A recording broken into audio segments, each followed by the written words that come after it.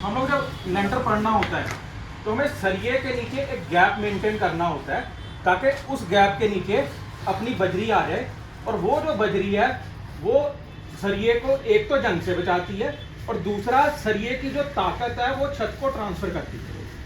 सरिया हम छत में इसलिए डालते हैं कि जो हमारा कंक्रीट होता है, हमारे कंक्रीट की दबाव झेलने की क्षमता तो बहुत बढ़िया होती है, लेकिन किसी तरीके का खिंचाव अगर उसके ऊपर आता है तो कंक्रीट फेल हो जाता है। तो उस समस्या के समाधान के लिए हम लोग सरिया डालते हैं। तो एक सरिया एक बार जब जंग लगने लग जाता है तो उसके बाद सरिया फूलने लग जाता है। आपने कभी पुरानी बिल्डिंग जब कभी मेंटेनेंस के लिए मान लो कि उसको तोड़ते हैं या किसी काम के लिए, तो आपने देखा होगा कई बार बड़े मोटे मोटे सरिये निकलते हैं छत में। तो उतने मोटे हमने सरिये डाले नहीं होते, इतना मोटा कैसे हो गया? तो क्या होता है कि उसकी जो बाहर की कपड़ी है जंग लगने से फैलने लग जाती है और वो कमजोर, बिल्कुल कमजोर होती, बुलबुली होती है, ऐसे फूट जाती है और अंदर से वो सरिया बिल्कुल पतला रह जाता है। तो आपने जो 10 mm का सरिया डाला तो पता लगा कि जंग लगा तो उसके बाद वो 4 mm का ही रहेगा और वो सरिये की जो ताकत है वो भी छत को नहीं है। और दूसरी बात, उसको जब उसके अंदर फैलता है छत के अंदर तो क्या करता है, क्रैकिंग देता है। तो क्रैक हुआ उसके बाद स्पेलिंग शुरू होगी और कई बार ऐसा भी होता है कि कहीं वो कंक्रीट था या प्लास्टर था वो गिर गया और भगवान ना करे वो नीचे को खड़ा तो उसके चोट लगने के भी कई इंसिडेंट पहले आए हुए। इस तरह की समस्याएं आपने जो है कहीं ना कहीं पे देखी होंगी। सरिया नंगा निकल आए, ठीक है, उसके बाद जंग लग गया, सरिये को जंग लग गया, उसके बाद जो है उसके नीचे से जो कंक्रीट था, सीमेंट था, प्लास्टर था, वो गिर गया। अगर सरिये के नीचे पूरा प्रॉपर बजरी का कवर हो, जैसे छत के अंदर में 20 mm का चाहिए, अगर उसके अंदर 20 mm का प्रॉपर यूनिफॉर्म कवर हो तो वो जो कंक्रीट है वो जो हवा में गैसेस होती हैं उन गैसों को सरिये तक पहुंचने से रोकेगा और जब वो गैसें वहां नहीं पहुंचेंगी तो उसको जंग नहीं लगेगा। जंग नहीं लगेगा तो सरिये की ताकत अपनी बनी रहेगी और वो जो बिल्डिंग आज आपने जिस स्ट्रेंथ की बनाई है वो भविष्य में भी उसी स्ट्रेंथ की बनी रहेगी। आज आपने जब लेंटर डालते हैं तो कोई लेंटर में उस समय इमीडिएटली कोई दिक्कत नहीं आती, सभी दिक्कतें भविष्य में शुरू होती है। तो भविष्य में समय के साथ जंग लगना शुरू हुआ, वो फैलना शुरू हुआ तो दिक्कत शुरू हो जाती है। लेकिन अगर आपका पूरा बजरी है उसके नीचे तो आपकी जो 20-25 साल तक तो सरिया बिल्कुल आपका नहीं का जैसा रहेगा। उसके बाद वो धीरे धीरे धीरे करके अपनी जो बिल्डिंग की लाइफ है उसका पूरा लाइफ जो है निकालेगा। हमारी जो कंक्रीट की बिल्डिंग होती है इसकी लाइफ जो सही तरीके से बनी हो तो 100 साल की हो, लेकिन हमने ये भी देखा कि घरों में 10 साल 15 साल के बाद भी कई बार रिपेयर लगानी पड़ रहा है, ठीक है। और एक तो उसको जो टेंसाइल स्ट्रेंथ है वो हम फैलाने के लिए सारी जगह पे आ रहे हैं, इसके लिए हमें कवर चाहिए। अगर उसके नीचे बजरी नहीं होगी तो स्लिपेज होगी, तो उसका जो जोड़ नहीं लगेगा। कितना कवर देना है इसके लिए हमारे जो बिल्डिंग के कोड्स हैं, इंजीनियर्स ने बनाए हुए हैं, IS 456, उसमें सारा मेंशन है कि कहाँ पे अपने को कितना कवर देना है। स्लैब यानी कि छत में हमें 20 mm का कवर देना है, 20 mm पॉली। बीम के हम अंदर हमें जो 1 इंची जो 25 mm कवर देना रहता है। कॉलम के अंदर जो कवर होना चाहिए 40 mm, लेकिन हमारे जहाँ पे छोटे कॉलम रहते हैं वहाँ पे हम 25 mm का कवर भी देते हैं। जो नोबल है दोनों का कॉलम होता है तो हम जो है 7x7 का रिंग भी बनाते हैं तो 25 इंच की भी बनाई करते हैं, लेकिन जो स्टैंडर्ड है वो 40 है। तो पहले 25 होता था लेकिन अभी भी चल रहा है। नीम के अंदर 50 mm और अगर मान लो आपकी ड्राइंग के अंदर 50 से ऊपर लिखा है तो फिर ऊपर कि मान लो कि आपकी कोई बढ़िया बिल्डिंग बना रहे हो, स्ट्रक्चर इंजीनियर ने डिजाइन दी और आपकी जो सॉइल की कंडीशन के अंदर मान लो कोई मॉइस्चर रहा होता है या कुछ रहता है तो उस परिस्थिति में इंजीनियर वो कवर को बढ़ा देते हैं।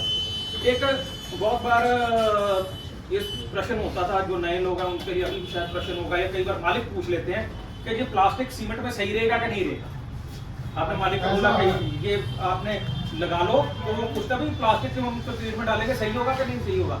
उसके लिए देखो जी, मैं भी गलत बोल सकता हूँ, दूसरा भी गलत बोल सकता है, लेकिन हमारा जो कोड है वो गलत नहीं बोलेगा। जो इंजीनियर ने कोड में सेक्शन 12.3.2 पे आप इसकी जो फोटो लेना चाहता है फोटो ले लो, आप लोग इसको भी फोटो लेनी है। 12.3.2 के ऊपर आप लिखा हुआ ये आप फोटो उसको मालिक को दिखा दो, उसको बोलो कि आप ऑनलाइन चेक कर लो इस चीज को कि सही कह रहे हैं या गलत कह रहे हैं।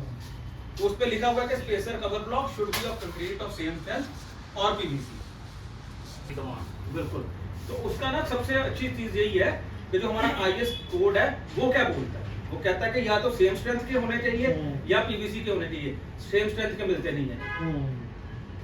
आप खुद भी साइड पे बनाओ, सेम रेशो में भी बना लो, स्ट्रेंथ नहीं आएगी सेम। और उसके बाद एक जो आगे मैंने फोटो लेने के लिए इसलिए भी बोला कि जो हमारा ब्रिटिश स्टैंडर्ड है 7973 वो कहता है कि अगर प्लास्टिक के स्पेसर है तो उसमें कम से कम नीचे 25% एरिया खाली होना चाहिए। हमारे स्पेसरों में कम से कम 60 है, जो बड़े वाले साइजों में तो 80-90% तक ही खाली। तो उससे क्या होता है कि मटेरियल अंदर फिल हो जाता है और बढ़िया से बॉन्ड हो जाता है। तो ये आपको उनको पढ़ा सकते हो, उनको बोले जी आपने ये जो चीज है ये हमें कहते हैं, आप नेट से चेक करो, ठीक है।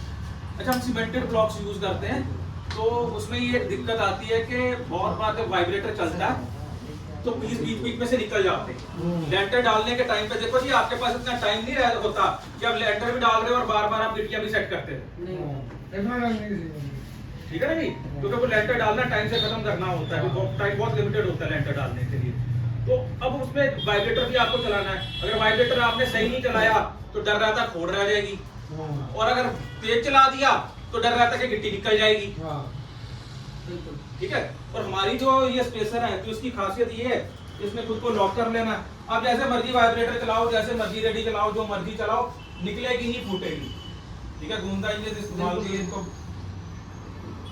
ये चीज। तो ये आप देखो इस फोटो के अंदर कि यहाँ पे गिट्टियां भी लगी हैं और सरिया भी नंगा निकल आया, ये चीज देखो आप, वहाँ सरिये की लाइन जा रही है, गिट्टी साइड पे खिसक गई, सरिया नीचे हो गया, और कंक्रीट जो बाकी छत पे सही भी आ रहा था वहां पे जहां नीचे हुआ वहां पे मटेरियल भी सही से नहीं बना। आपका अगर नीचे गैप प्रॉपर यूनिफॉर्म सारा मेंटेन्ड है तो आपका जो खोड़ रहने के चांस भी बहुत कम रह जाएंगे। बंदा ज्यादा गलती करे तो बात अलग है, ठीक है, नहीं तो खोड़ आपने अगर सही से कर लिया के चांसेस नहीं होंगे। और अगर आपका सरिया नीचे लगा हुआ है तो चांस है कि कहीं ना कहीं पे खोड़ रहेगा। अच्छा, जो आप सीमेंट के ब्लॉक डालते हैं वो एक अलग पीस है। वो कैसे कि सीमेंट एक बार आपका सेट हो जाता है फिर वो कंक्रीट में नहीं मिक्स होता, नहीं हो सकता। आपका ताजा सीमेंट ताजे तो उसमें जरूर मिक्स होगा, लेकिन सेट सीमेंट कभी मिक्स नहीं होता। आपकी बोरी में से इनका आया गलती से कहीं एक पीस भी मान लो सेट निकल आए, आप पूरा लोड वापस करा देते हैं, योरन जी सही बात है ना। तो हम वहां पे अब सेट पीस पहले डाल रहे हैं, तो क्या है वो कमजोर पीस है छत के अंदर, आपके 200, 500, 1000 पीस जैसे जितना भी आपका लेटर का साइज है, कितने कमजोर पॉइंट है जहां से सबसे पहले आपकी रस्टिंग वहीं से पास होगी। क्योंकि जब कंक्रीट मजबूत है तो उसमें गैसेस कम पास होंगी, जब कंक्रीट कमजोर है तो उसमें से गैसेस ज्यादा जल्दी पास होंगी, तो वो जल्दी उस पर रस्टिंग शुरू हो जाएगी। क्रैक अलग अलग स्ट्रेंथ हैं, तो एक वो होती है डिफरेंशियल स्ट्रेसेस, डिफरेंशियल स्ट्रेस आने से उसमें क्रैकिंग की संभावनाएं बढ़ जाती है। और जो आपका जो हमारा क्रॉस लॉक है तो ये बिल्कुल इसका होमोजेनियस स्ट्रक्चर हो जाता है, तो इस पे जो होल है इससे ये इस तरह से ये मिल जाता है, ये तो यहाँ पे ये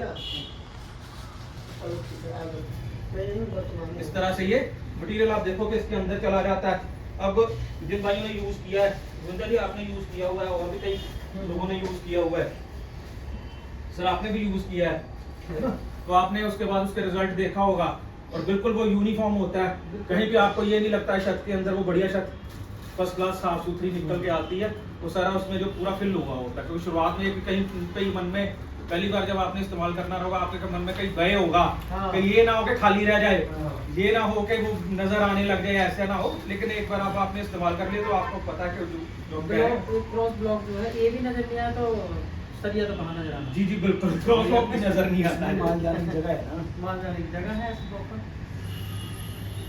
ये छोटी छोटी चीजें